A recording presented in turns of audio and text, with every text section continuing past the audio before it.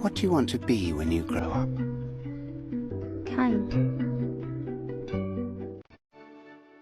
In 2017, Charles Leclerc lost his father, and in his final days, he told his father a white lie, that he'd made it to Formula One, that he'd signed the contracts. It wasn't true then, but his driving has made it true now. And look what he's done with the opportunity. The grandstands he saw built as a kid growing up now rise for him, and for the first time in 93 years, this fabled race is won by one of their own. Charles Leclerc wins the Monaco Grand Prix. We won it!